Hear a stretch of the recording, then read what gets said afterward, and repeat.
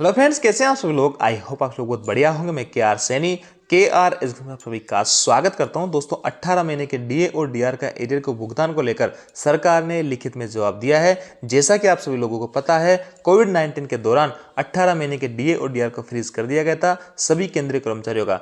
काफी लंबे समय से इसकी मांग उठी हुई है कि जो उस टाइम फ्रीज किया गया था डीए और डीआर 18 महीने का, उसके एरियर का भुगतान सरकार के द्वारा अभी किया जाए। उस टाइम पे मानते हैं कि कोविड-19 के दौरान आर्थिक स्थिति इतनी अच्छी नहीं थी क्योंकि चारों तरफ जो है क्राइसिस मची हुई थी, लेकिन अब जो है आर्थिक स्थिति सरकार की सही है, तो 18 महीने का डीए और डीआर का सभी केंद्रीय कर्मचारियों के एरियर का भुगतान किया जाए। तो इसका रिटर्न में यहाँ पे सरकार ने जवाब दिया है। देखेंगे क्या सरकार ने जवाब दिया है, क्या अभी भी कोई उम्मीद बची है 18 महीने के डीए और डीआर के एरियर के भुगतान को लेकर। साथ दोस्तों ओपीएस को लेकर बहुत बड़ी अपडेट निकल के आ रही है। लोकसभा में सवाल जवाब हुए हैं ओपीएस के ऊपर और 18 महीने के डीए और डीआर के एरियर के ऊपर। तो क्या भविष्य में ओपीएस लागू हो सकती है, क्योंकि दोस्तों अभी यूपीएस वाला ऑप्शन दिया जा रहा है जिसमें कर्मचारी जो है बहुत ही कम इंटरेस्ट यहाँ पे ले रहे हैं, क्योंकि अभी तक जो है 30-35 हजार लोगों ने यूपीएस को ऑप्ट किया है। तो अभी जो है लगातार ओपीएस की डिमांड उठी हुई है, तो सरकार से इसके बारे में सवाल जवाब किए गए हैं कि क्या ओपीएस भविष्य में लागू हो सकती है।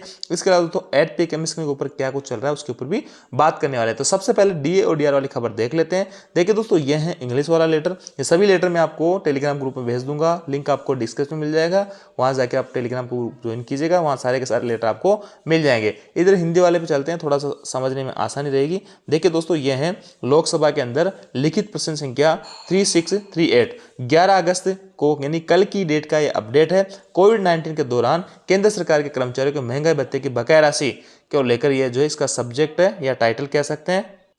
इसमें देखिए दोस्तों, श्री आनंद भदौरिया जी ने वित्त मंत्री से सवाल किया है कि वित्त मंत्री ये बताने की कृपा करेंगे कि क्या कोविड-19 के दौरान केंद्र सरकार के कर्मचारियों और पेंशन भोगियों के लिए 18 महीने के महंगाई भत्ते और महंगाई राहत को रोकने का निर्णय आर्थिक व्यवधान और सरकारी वित्त पर दबाव कम करने के कारण लिया गया था। यदि हाँ, तो क्या सरकार की राजकोष से स्थिति अभी भी दबाव में है और दिवालिया होने के कगार पर है? यदि हाँ, तो तत्संबंधी ब्यौरा क्या है और देश की मजबूत राजकोषीय स्थिति को उस स्तर तक बनाए रखने में सरकार की विफलता के क्या कारण है जो उसे 2014 में विरासत में मिली थी, और यदि नहीं तो सरकार 18 महीने के डीए और डीआर का बकाया कब जारी करेगी। बहुत तीखे तीखे सवाल यहाँ पे आनंद भदौरिया जी ने किए हैं सरकार से।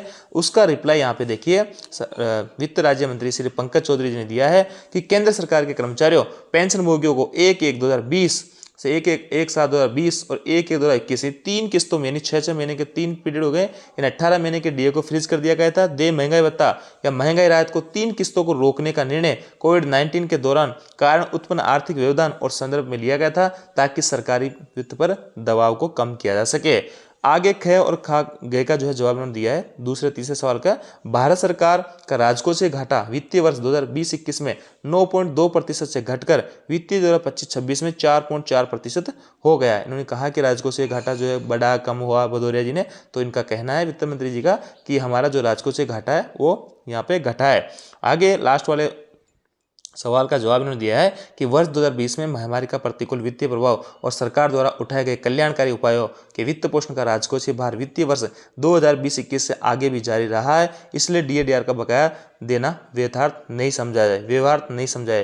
कहने का मतलब सरकार यहाँ पे स्पष्ट रूप से मना कर रही है। हालांकि पॉजिटिव साइन ये है कि जो वित्तीय भार है वो यहाँ पे कम हुआ है। उस दौरान यह कहा गया था कि वित्तीय दबाव बढ़ गया है सरकार के ऊपर, वित्तीय भार बढ़ ना जाए, इसलिए कोविड-19 के दौरान जो 3 किस्तों का डीए-डीआर हम फ्रीज कर रहे हैं। लेकिन यहाँ पे इनका कहना है कि हमारी स्थिति सही होती जा रही है। लेकिन दोस्तों साथ ही यहाँ पे ये मना भी कर रहे हैं कि जो है 2020 में बीमारी का प्रतिकूल प्रभाव वित्तीय प्रभाव और सरकार द्वारा उठाए गए कल्याणकारी उपायों के वित्त पोषण में राजकोषीय भार वित्तीय वर्ष 2020-21 से आगे भी जारी रहा। इन जो 2020 के अंदर जो फ्रीज किया गया था उसका प्रभाव यहाँ पे आगे भी रहा कोविड-19 का, इसलिए डीए और डीआर का बकाया देना व्यवहार्य नहीं समझा गया। तो इसलिए दोस्तों इनका कहना है कि हम इसलिए उसका डीए-डीआर का भुगतान नहीं कर पाए क्योंकि जो महामारी का प्रकोप था, यूँ कहे कि उसका जो परिणाम था वो आगे भी जारी रहा था। इस कारण हमारे को जो पैसा है दूसरी जगह लगाना पड़ा, कल्याणकारी जो कार्य है उनमें लगाना पड़ा, इसलिए हम जो है इसका भुगतान नहीं कर पाए और ये जो है व्यवहार्य नहीं समझाया जाए। तो कहने का मतलब इनडायरेक्ट रूप से सरकार यहाँ पे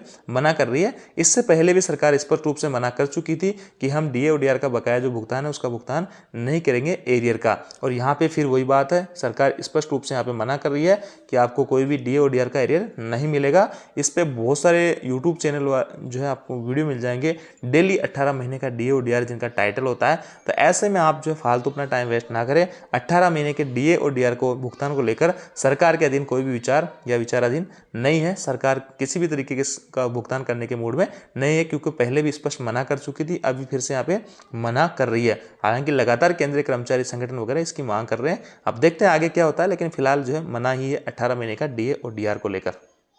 अब देखिए दोस्तों, नेक्स्ट अपडेट है लोकसभा के अंदर 11 अगस्त 2025 का अपडेट है। पुरानी पेंशन योजना को लागू करने को लेकर श्री अमरा राम जी ने वित्त मंत्री से सवाल किए हैं कि क्या सरकार पुरानी पेंशन योजना लागू करने का इरादा है, यदि हाँ तो सरकार इस योजना को कब तक लागू करने का प्रस्ताव है, और यदि नहीं तो इसके क्या कारण है।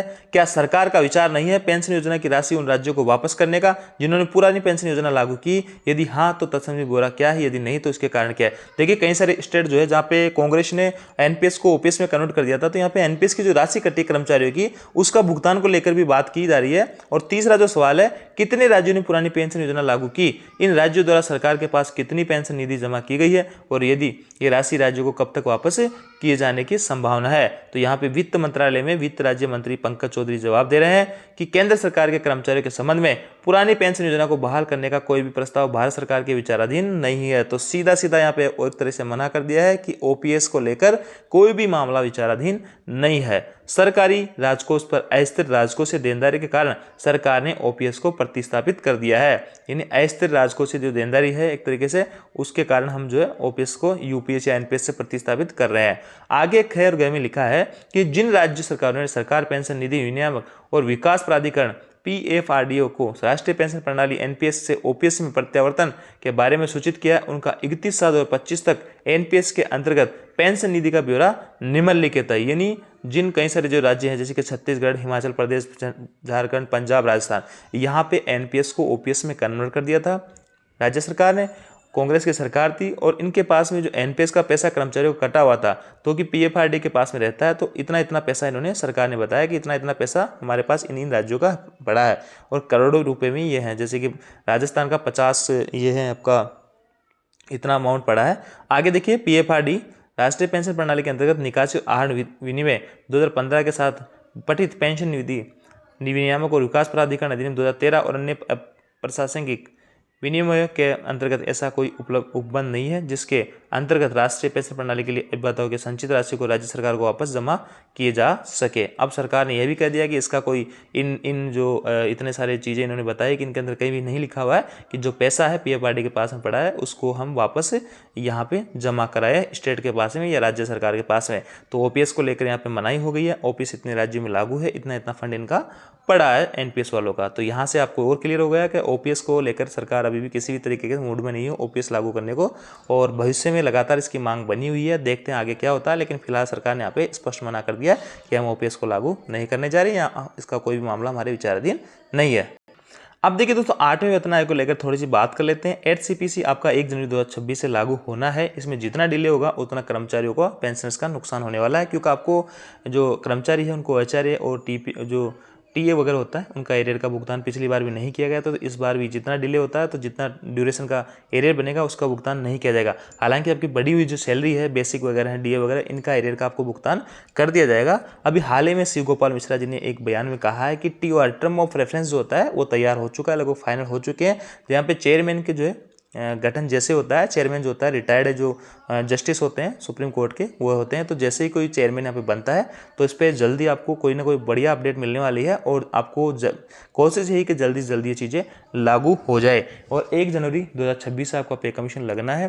तो टर्म ऑफ प्रेफरेंस का मतलब ये होता है कि जितने भी रक्षा विभाग है या फिर अपने यूनियन वगैरह हैं वो अपने कर्मचारियों के हित में चीज़ें लिख के देते हैं कि ये कर्मचारी एक तरीके से मांग रखती है, सरकार उन पर विचार करती है, उनमें से जो मांगे जायज़ होती है या सरकार को जो लगता है कि हाँ ये ठीक है, ये पूरी हो सकती है, उन मांगों को फाइनल कर दिया जाता है। उसी को बोलते हैं टर्म ऑफ रेफरेंस। तो शिव गोपाल मिश्रा जी के according term of reference final हो चुका है। अब जो है यहाँ पे जैसे चेयरमैन बनता है कोई, तो उसके बाद में आगे की प्रक्रिया होगी और जल्दी आपको वेतन आयोग गठन होगा और आपकी सैलरी वगैरह में अच्छा खासा हाइक देखने को मिलेगा, ऐसी हम उम्मीद करते हैं। तो दोस्तों, इन सभी लेटर्स को पाने के लिए आप हमारे टेलीग्राम ग्रुप जिसका लिंक डिस्क्रिप्शन में उसको जाके ज्वाइन कर सकते हैं। Thank you.